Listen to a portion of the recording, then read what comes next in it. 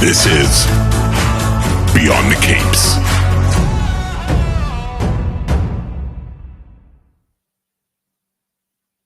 All right, everyone, welcome back to another episode of Beyond the Cape. With us today is Anthony Del Col. We are here to talk about his Kill Shakespeare series, in which we have coming up Romeo Vs Juliet. Welcome to the show. Thank you so much, Ryan. It's a pleasure to be on. We are happy to have you.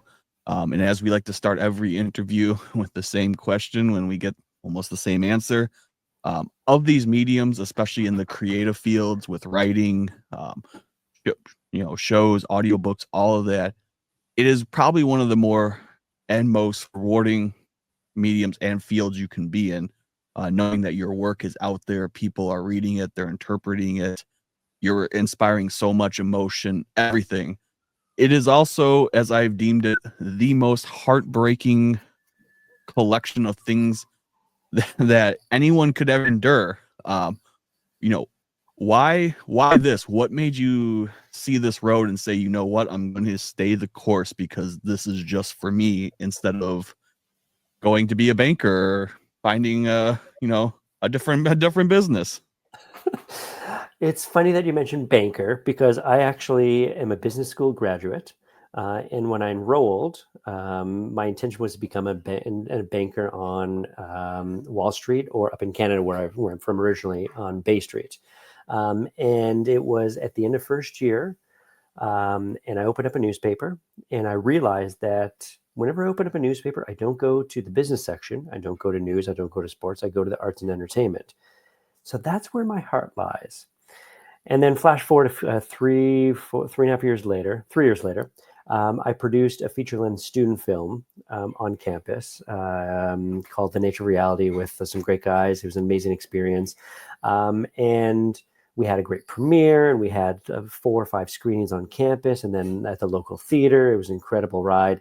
But the best part of it was about 3 weeks after the screening, someone came up to me. He's like, "Yeah, I saw your film." I'm like, "Oh, did you enjoy it?" He's like, "Yeah, I did enjoy it." And you know what? But more importantly, it made me think about like what I'm doing with my life. And that, the combination of those two things in business school, made me realize that my heart doesn't lie in business or anything else. It lies in arts and entertainment, and the ability to create a story, share that story, and inspire, enlighten, and entertain individuals. And that's why, that's been my driving mantra for the last number of years. I won't say exactly how long it's been since I graduated, because I don't want everyone to think how old, or to know how old I am. But in terms of comics, it's the exact same thing. As you said, it's so hard to do anything these days, whether it's audio. Like, I mean, I spend my time about 50% in comics, 50% in audio, like podcasts. And it's so hard to get something off the ground. But with comics, all it takes is a lot of blood, sweat, and tears, which is, that's there's a lot of that.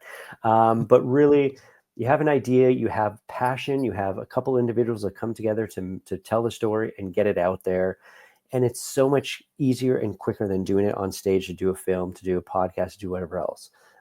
It's just easier. And it's just like I said, I've done film, I've done podcasts, I've done comics, I've done a number of other mediums.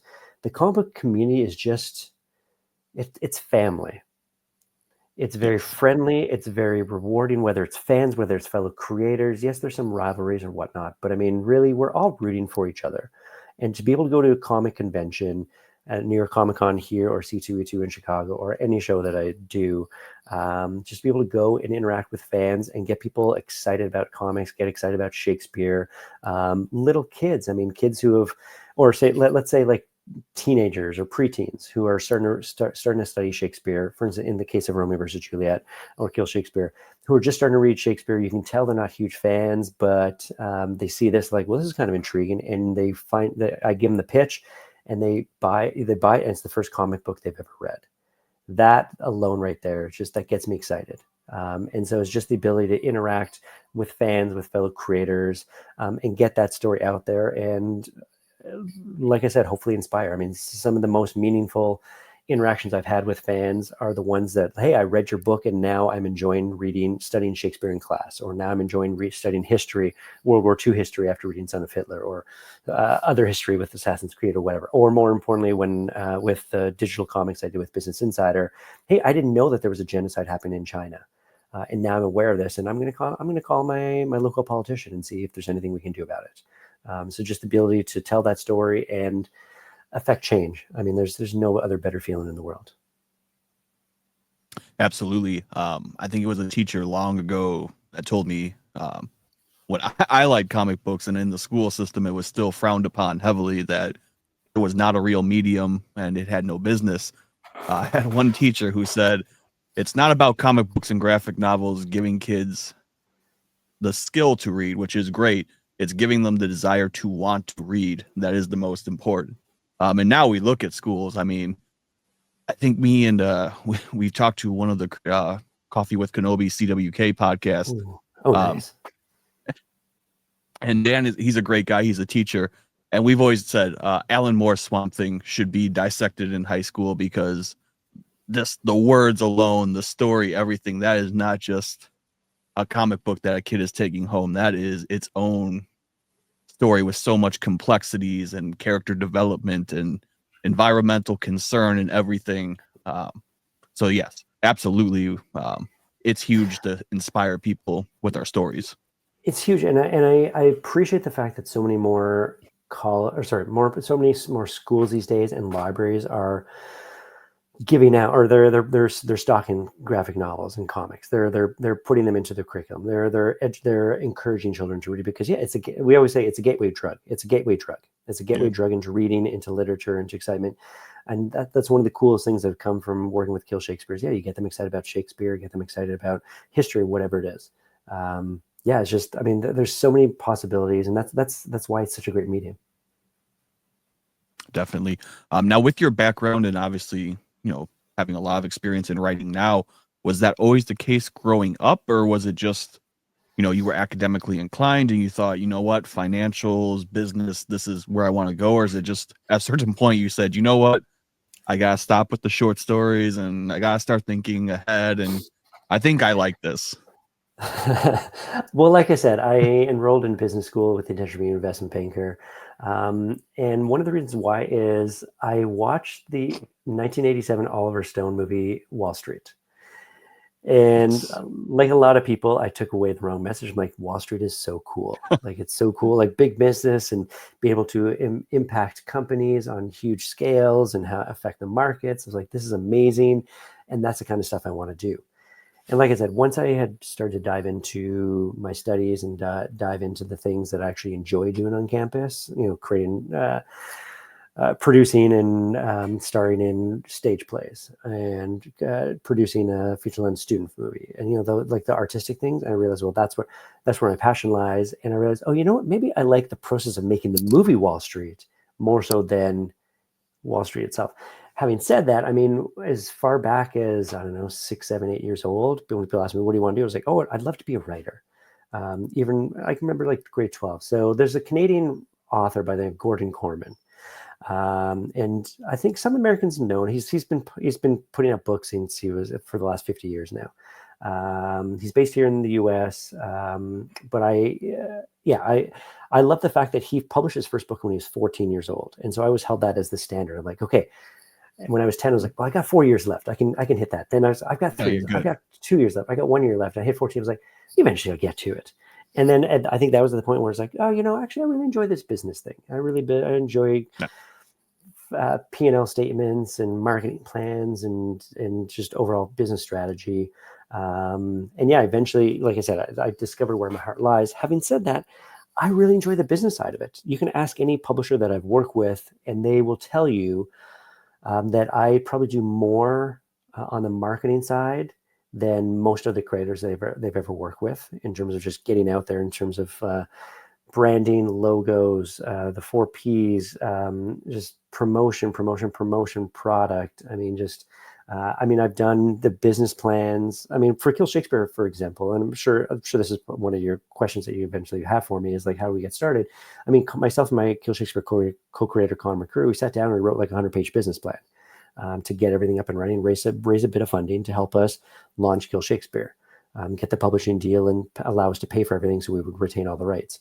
But yeah, so I mean, I still do accounting, I still do bookkeeping. Once we're off the show, I gotta send in I gotta file my taxes for the year. So I mean, I do really enjoy the business side, but I do the more enjoyable aspect is I sit down, I write something, and I finish a script, and just that's, you know, in the middle of writing the script where sometimes I shed a tear, or sometimes I smile or I laugh, or I just have that warm feeling inside. I'm like, I think this is good, and I think people will enjoy this moment. And there's no better feeling in the world.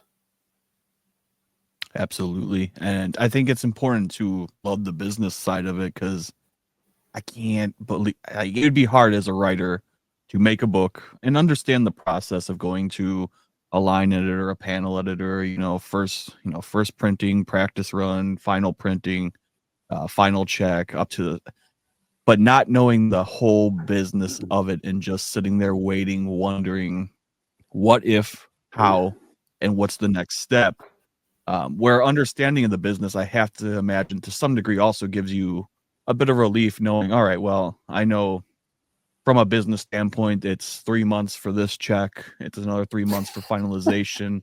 I now have another, 6 months before it's in circulation and marketing. So, I got about, 9 to 10 months before I'll actually see the book. Whereas a writer, obviously, if you're hungry for that first paycheck and you're just here to, they gave me a shot, I'm going to take it. My story's out. Now I sit and wait. That's a lot of anxiety I can imagine for especially a new writer, not familiar, or didn't want to learn the business aspect of it, kind of being in that limbo. It's a lot of anxiety, but it's also a lot of you're setting yourself up for failure. I mean, when I sit down and I talk to, when I talk to aspiring creators, especially comic creators, I tell them, look, you're going to spend at least half of your time, if not 3/4 of your time, marketing yourself and marketing the book. Like, that's just the way it is.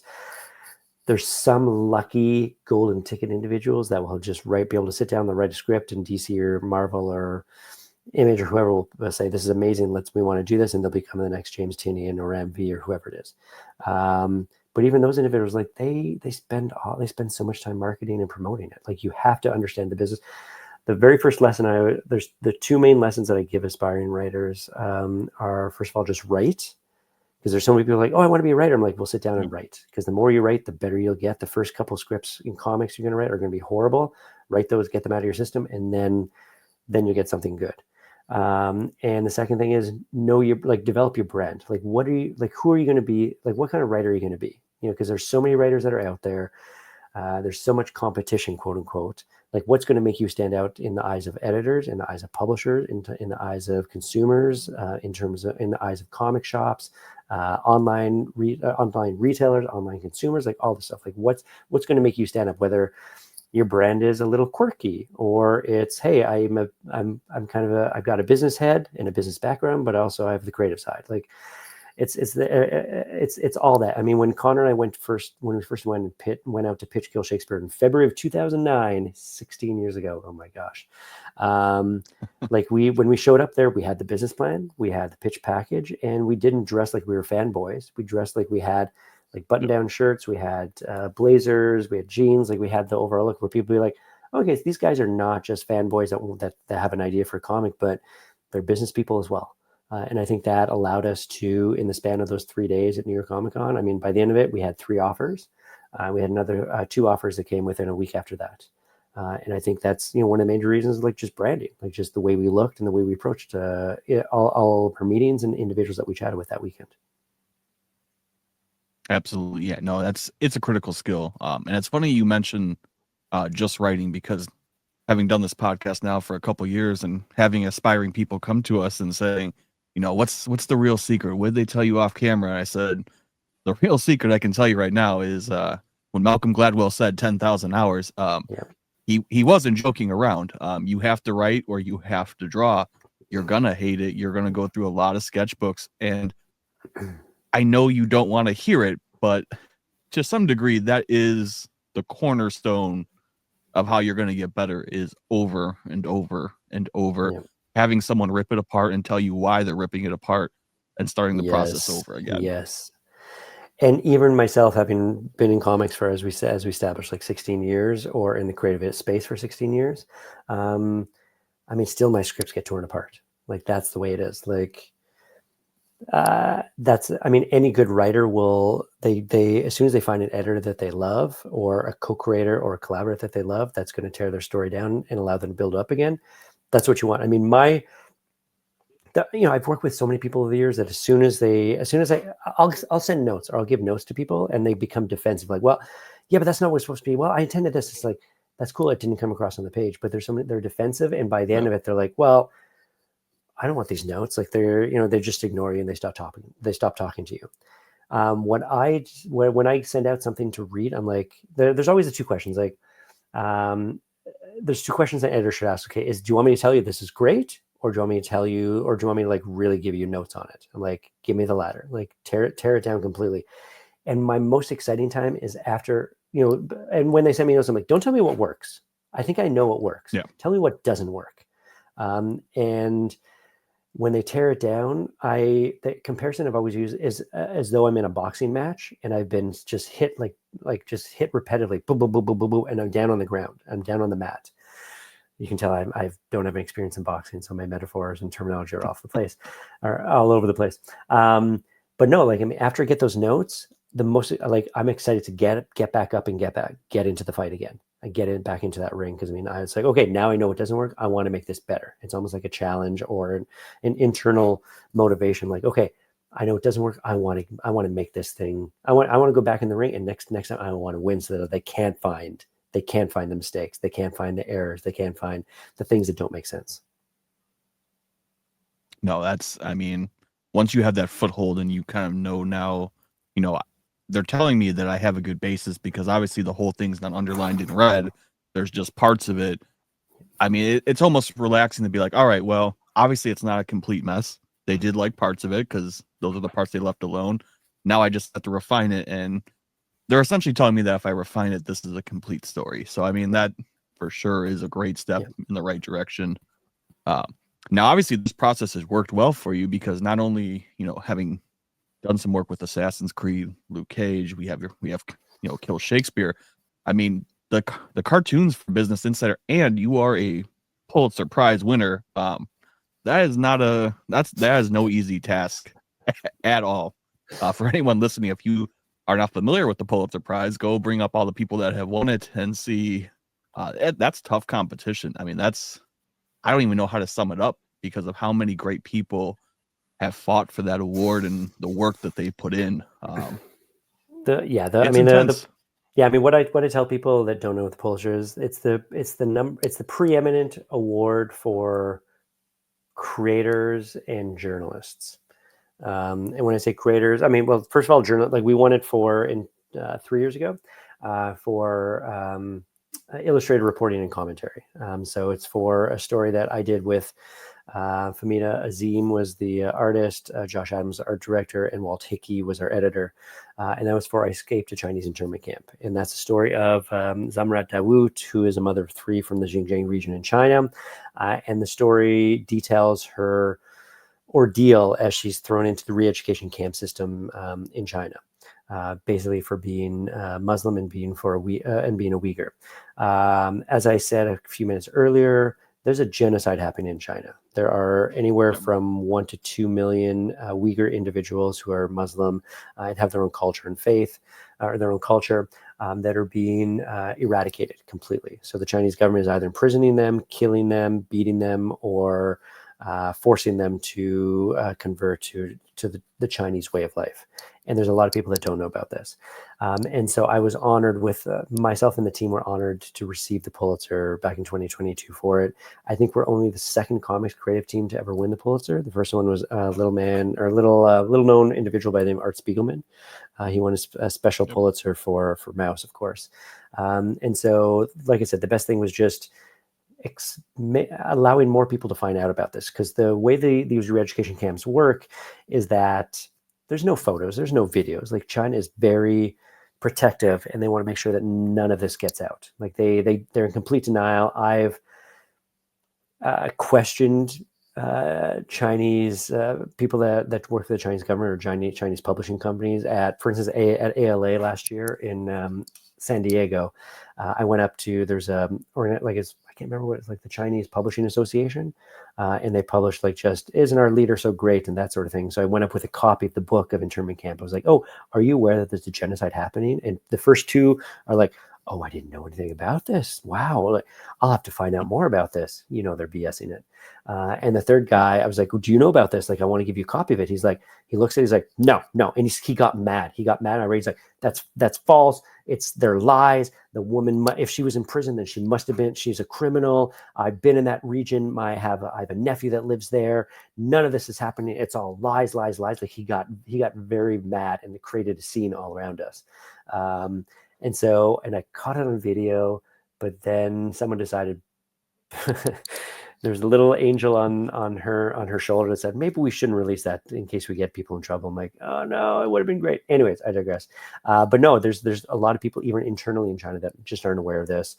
And so I was honored to be able to spread Zumrat's story. And the comics, the digital comics that I did for Business Insider, I think we did about 20 or so, I want to say. The first half, the second half of them were more, like I said, I told the story of real life superheroes. So these are individuals like Zumrat, like a number of individuals who are fighting against atrocity, fighting against authoritarian governments, regimes. They've been in prison, they've lost their homes, they've lost their family members, but they're not afraid to speak out. I mean, whether it's someone who survived shipwreck, a bunch of migrants from Syria and from the Middle East that were trying to get over to Europe. And there was a complete shipwreck, and the Greek Coast Guard are like, nope, we don't care. And so the world's attention just didn't care. Like 650, including all women and children, died in that. 604, sorry. But yeah, I've been honored to tell those stories over the years. And then all the other stuff I've done with Marvel, with Titan for Assassin's Creed, with Son of Hitler, with Image. I mean, I've worked with the best publishers, with great editors, and on incredible stories. And I just consider myself lucky.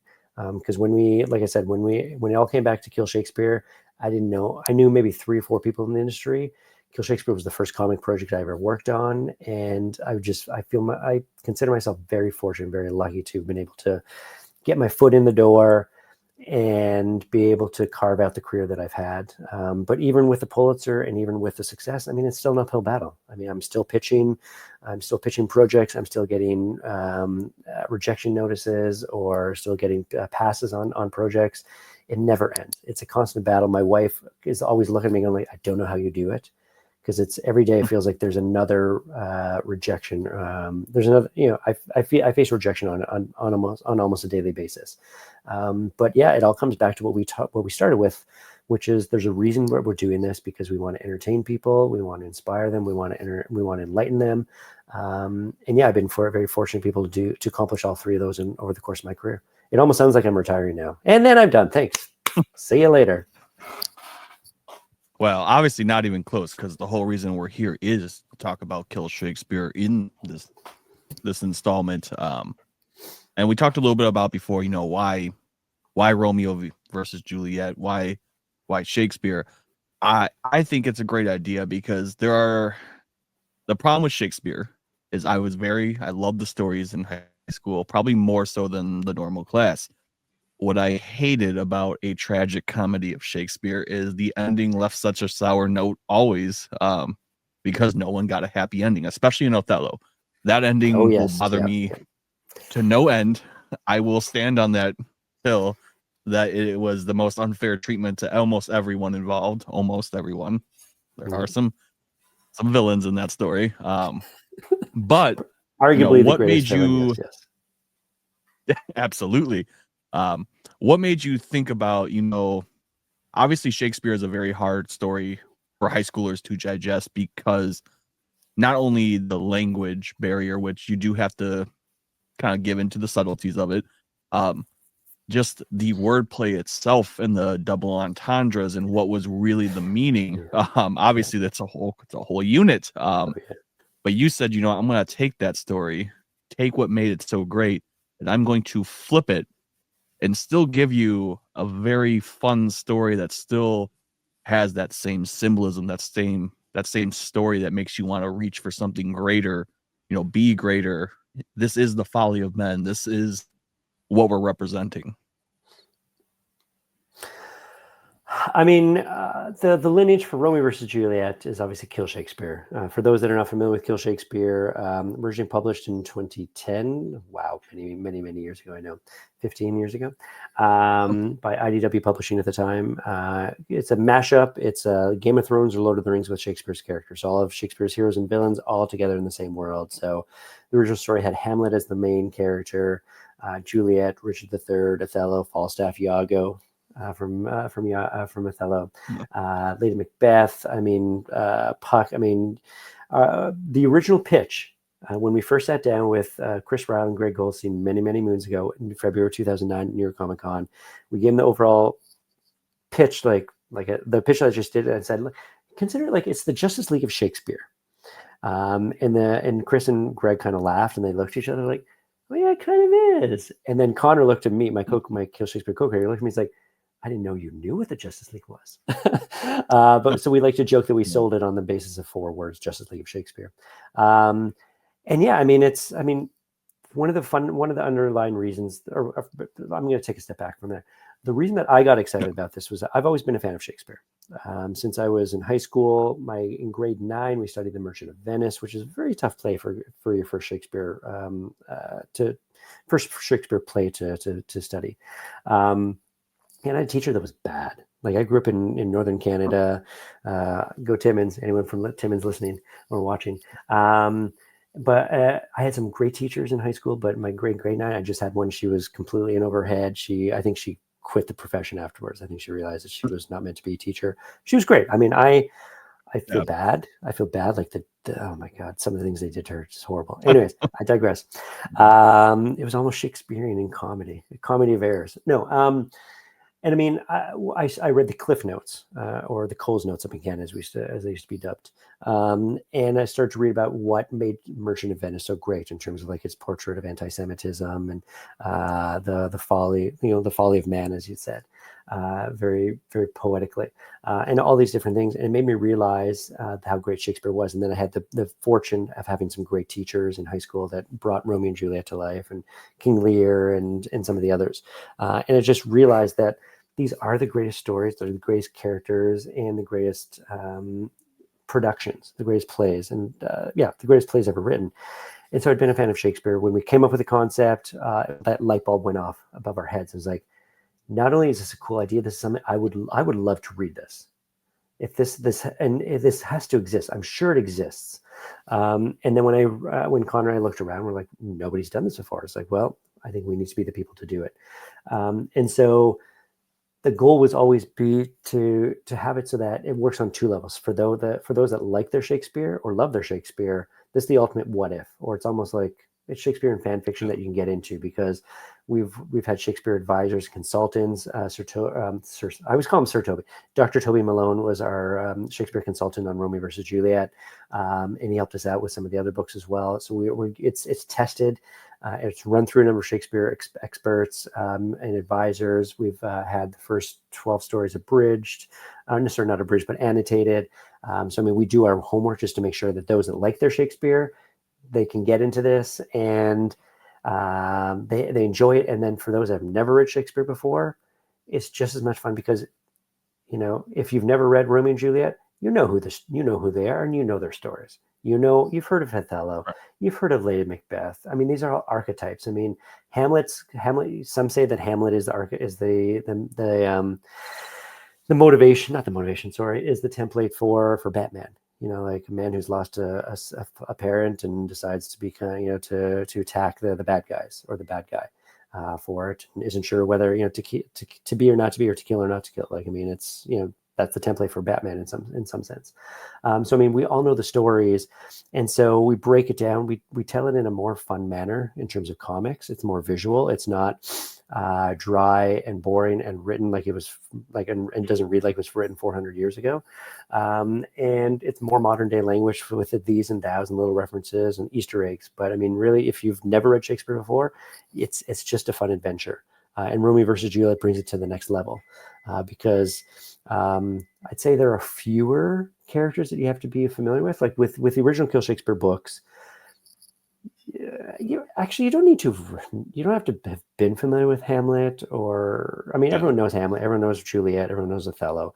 But even a character like Puck, maybe you've heard of. Falstaff, not everyone's heard of Falstaff. But I mean, he's like the wisecracking, sidekick character. But with Romeo versus Juliet, it boils down like it's the most.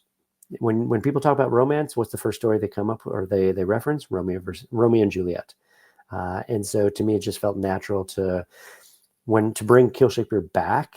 It felt natural to kind of go back to our roots. Is like, what's the simplest story that we can tell and build up a world again from that. And it just naturally came to Romeo versus Juliet.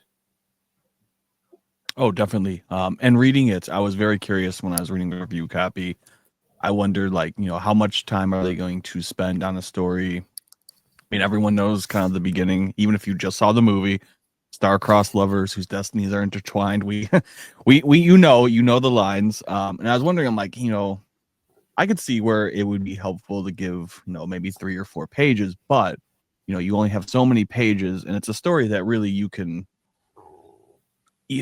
kind of section off into a much smaller and give the kind of the cliff notes, as we said, which I think was actually done really well, because you spend like 3 panels, and then as you kind of have the famous scene with Juliet waking up and dying at Romeo's side, it's more like the record screeching, and then all of a sudden you see her pretty much jump kick right off the table straight into battle with a sword. And I think that is probably one of the best intros for someone that might read this and say, oh, I can't believe my teacher or my friend wants me to read a Shakespeare book. I don't like this. And then here's Juliet with the sword, and I will avenge Romeo. He's dead. And it changes the game. I have to imagine there's a lot of ways you could have started this story. How did you guys get onto that page, to a gut punch, straight through 0 to 60?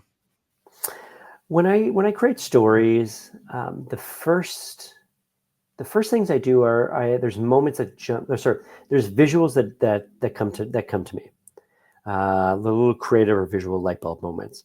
And so the genesis of Romeo versus Juliet and the backstory is that, like I said, we had published 5 volumes of Kill Shakespeare with IDW. We had done a board game. We had done a stage show that's played in 36 cities worldwide, where there's an audio drama with Audible Germany, not Audible UK or US, but in German, in the German language. Don't ask me why.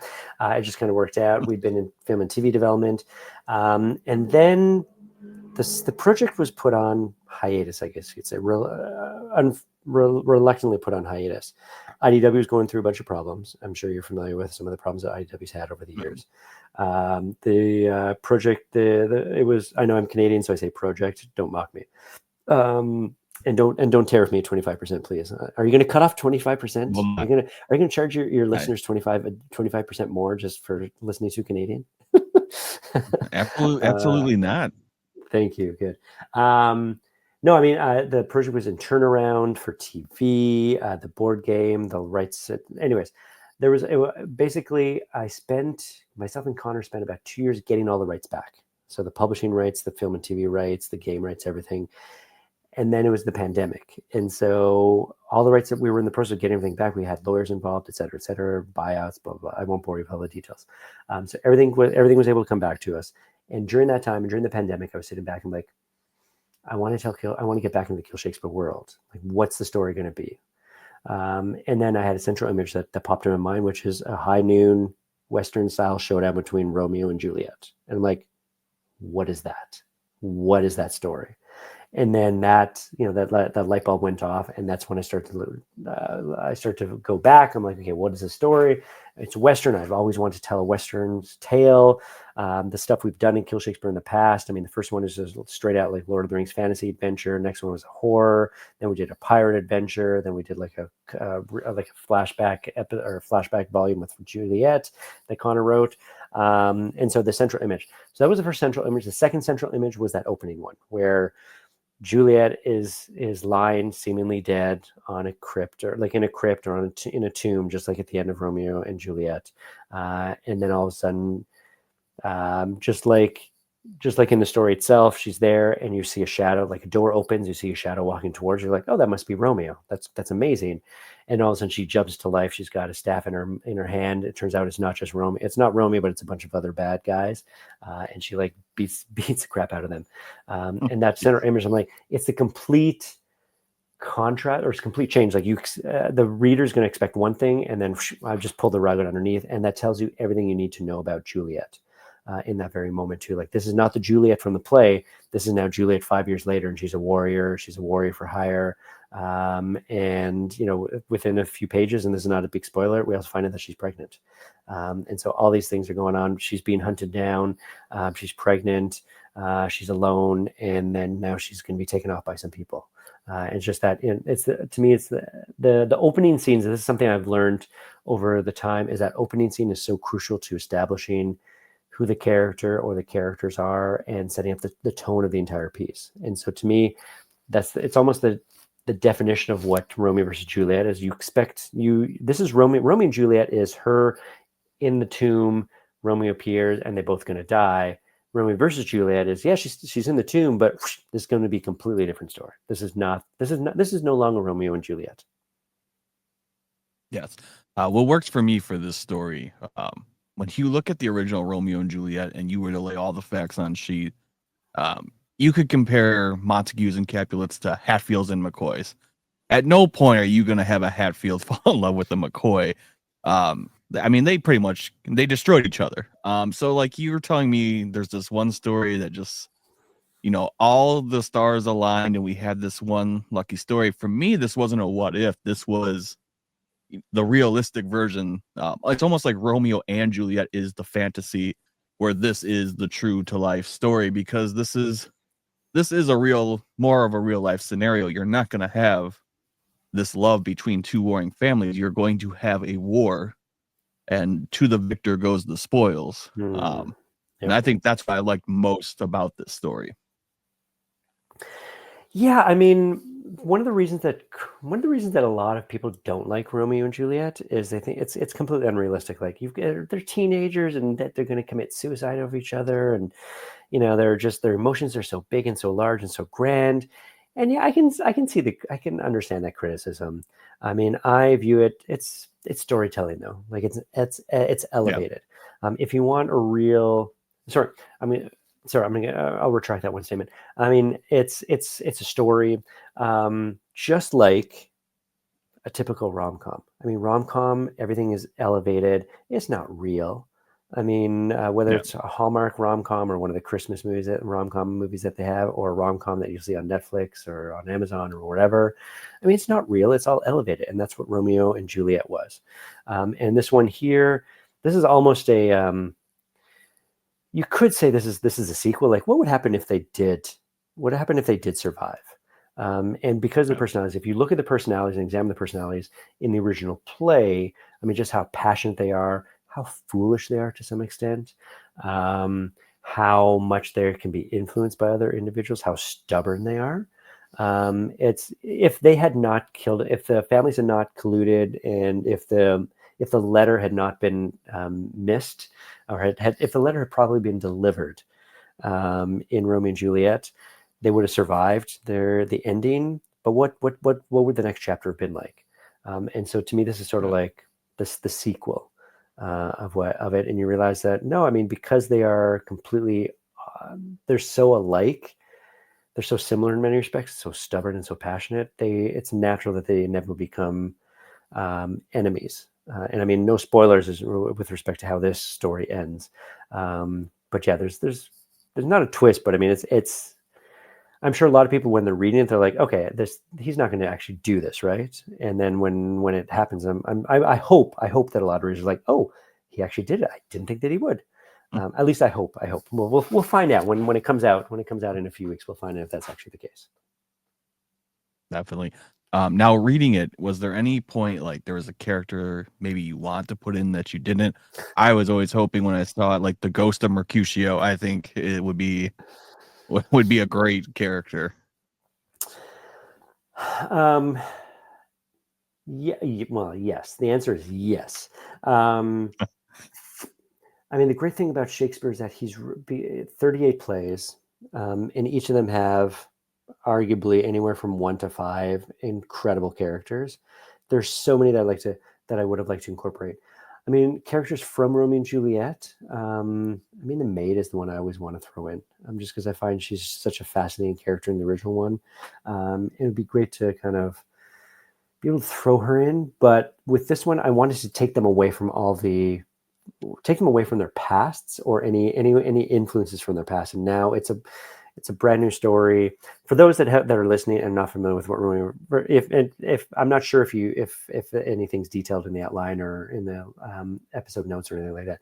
Romeo versus Juliet, Shakespearean Western, where Juliet is tasked with protecting the border town nunnery from invading forces, which include her ex Romeo. And so she has to rally her old allies together, namely Hamlet, Othello, Puck, and some others. And so, of course, there's complications. She finds out there's not everything is as it appears to be in the nunnery. There's some interesting things going on, some fantasy elements there. And yes, she's pregnant, and she's not sure if Romeo's the father or if Hamlet's the father. So it's the ultimate sort of love triangle. But yeah, I mean, it's there's so many characters I still want to incorporate from the Shakespeare world into these stories. I mean, the top of the mind, I was toying around with Beatrice from Much Ado About Nothing, which is my favorite comedy of Shakespeare's. And I just, for the last book or two, I've wanted to put her in, and it doesn't feel right because she's such a great character. I want to give her more of a spotlight. And so if Romeo versus Juliet is enough of a hit that we hope it will be or expect it'll be, there will be more. There'll be a continuation. There'll be more books in the series. So if you're listening to this and you're intrigued, and you know every copy you buy can guarantee a second, more books.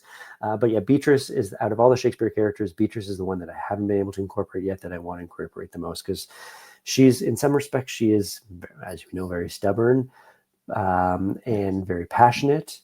But there's a bit of tenderness there that I think that I'd love to explore a little bit more. And she's arguably the most witty of all of Shakespeare's heroines. So yeah, she's the one I really want to get in.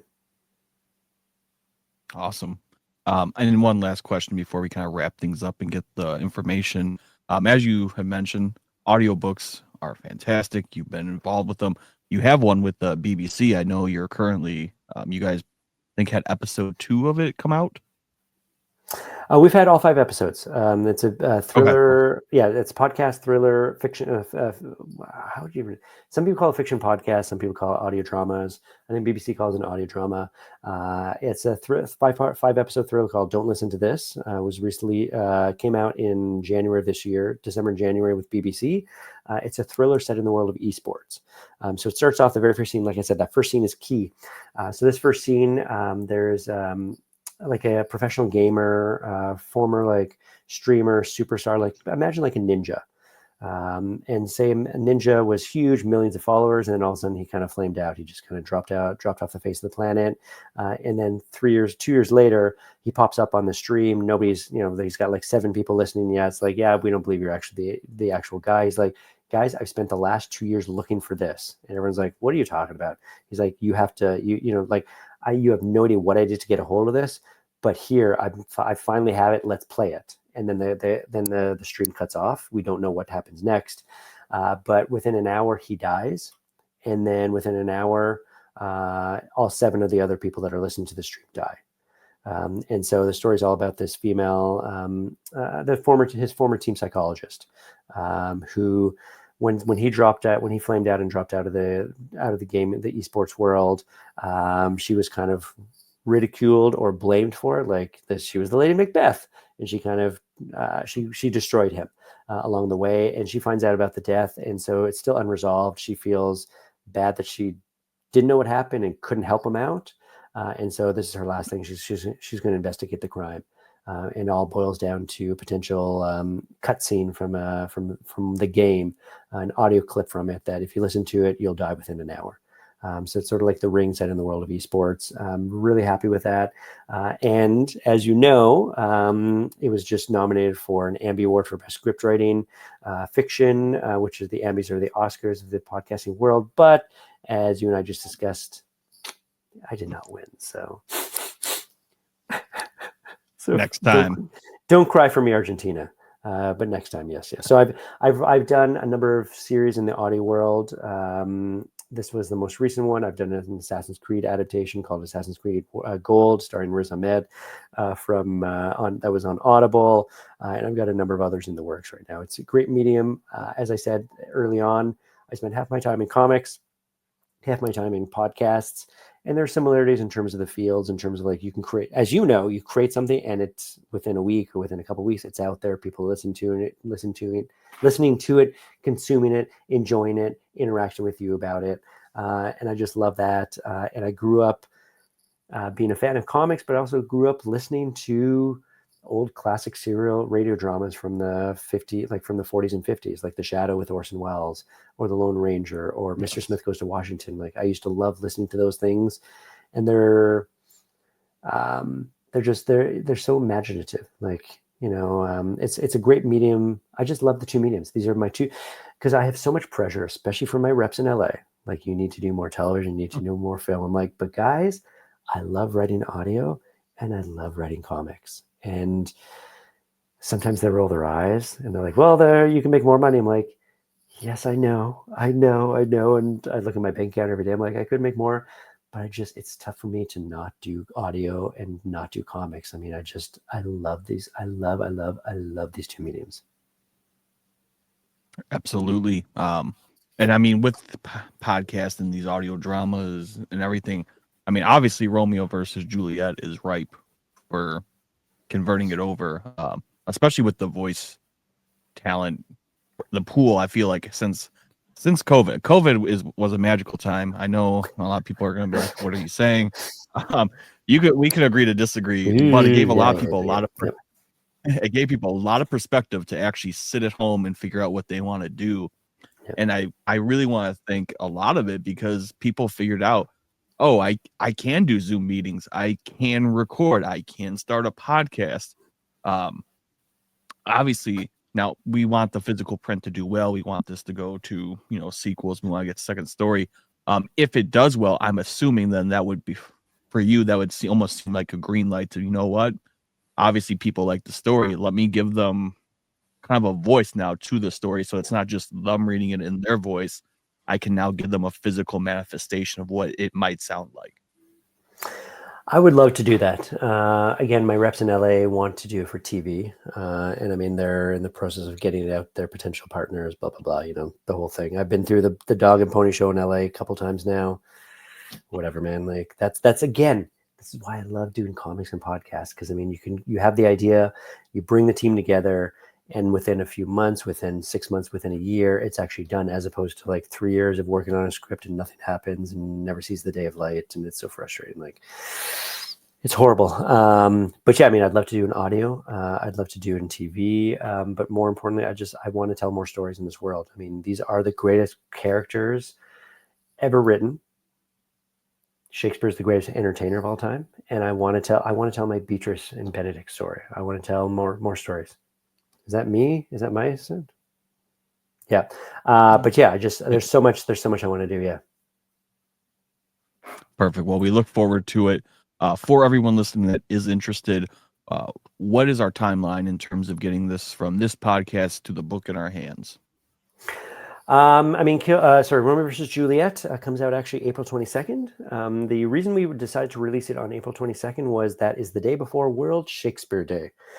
April 23rd is the anniversary of Shakespeare's birth and his death. He died on his birthday. How much more poetic or dramatic can you get than that? So it's World Shakespeare Day, so we thought it'd be the perfect time to release it. It will be available everywhere.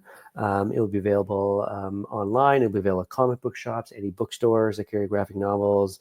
You can find out more about it at killshakespeare.com, gemstone.com, or gemstonepublishing.com is our publisher. Or again, just go anywhere. Just look up Romeo versus Juliet, and you'll find out everything you need to know. It's a lot of fun. If you like Westerns, you'll be into this. If you like Shakespeare, you'll be into this. If you love triangles, you'll be into this. It's a lot of fun. I am completely embarrassed about the fact that we've been speaking now for an extended period of time, and I've not even mentioned my collaborator on this, Stefan Toshev, my fellow Canadian. Go Canada. who is an incredible artist. I was looking for an artist for this one. I wanted to find the person that was just right for it. And then Keith Morris, who is my go-to when it comes to, he's my artist guru, my maven.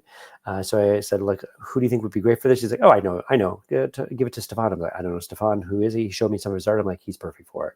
Stefan was an incredible collaborator. He hit the emotional beats, he hit the action beats, and it was incredible working with him. And I want to work with him again. So the more people that buy this book, the more people that will be celebrating Shakespeare in Canada and Canadian writers and artists and literature.